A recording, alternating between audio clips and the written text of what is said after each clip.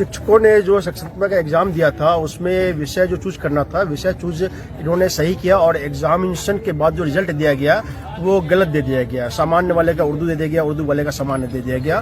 तो हम लोग आज समझने आए थे डीओ साहब से कब तक रिजॉल्व होगा। डीओ साहब ने कहा कि हमने वीसी में बात रखी है और बहुत जल्दी इसका रिजॉल्व हो जाएगा। और एक बार उन्होंने कहा कि डीपीओ साहब से भी मिल लीजिए। तो जब हम डीपीओ साहब के पास गए तो उन्होंने कहा कि जिन्होंने एग्जाम दिया है उनकी गलती है, और हालांकि उनको पता नहीं था। और 2 महीने हो गए, 2 महीने के बाद भी उनको मामला का इशू पता नहीं था। तो उसके बाद जब जो अभ्यर्थियों ने, जो शिक्षक है, उन्होंने दिखाया कि ये था, तो उनको समझने 5-10 मिनट के बाद उनको इस बात समझ में आई कि हाँ ये मामला है। तो मेरा ये कहना है कि जो डीपीओ साहब है, शिक्षक की समस्याओं को समझा क्यों नहीं।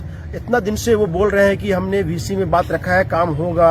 आज कह रहे थे कि नहीं हो पाएगा, इतना आसान काम नहीं है और इन लोगों की गलती है। जब हम लोगों ने उनको पढ़ाया, जब हमने कहा कि ठीक है हम लोग चलते हैं, फिर उन्होंने कहा ठीक है आप लोग जाइए।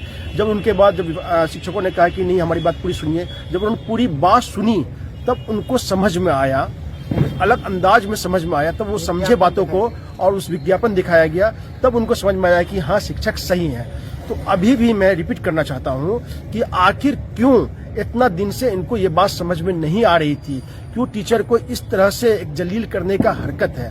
इनको ये भी जॉब करते हैं, इनका अपना काम है, अपने काम को ईमानदारी पूर्वक अररिया के जो डीपीओ हैं रवि रंजन जी, वो नहीं कर रहे हैं। आज उनको समझ में आ गया है, और अगर ये चीज़ इनको समझ में आ गया है, अगर इसके बाद वो इस पर कुछ अच्छा कर लें और टीचर के फेवर में बात कर लें, तब हम समझेंगे कि ये जो समझ गए हैं अपनी नौकरी सही से करना चाहते हैं। क्योंकि शिक्षक है, इनके साथ समाज भी होता है, इनके गार्जियन हैं, बच्चे हैं और स्टूडेंट्स हैं, वो इन सब बातों से काफ़ी आहत है।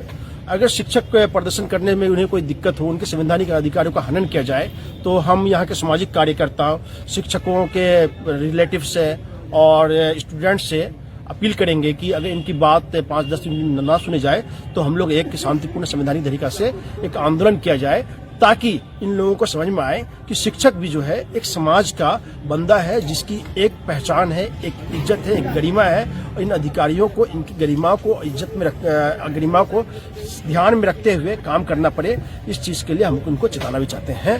और मुख्यमंत्री हो, शिक्षा मंत्री हो, शिक्षक के जो एमएलसी हैं, उन लोगों को भी कहना चाहते हैं कि आप लोग इन पर ध्यान दीजिए, वरना हम लोग आंदोलन करेंगे। जाहिर सी बात है आंदोलन में एफर्ट लगता है, तो हम लोग आंदोलन करना नहीं चाह रहे हैं, लेकिन जब लास्ट में कोई ऑप्शन नहीं होगा तो करेंगे। और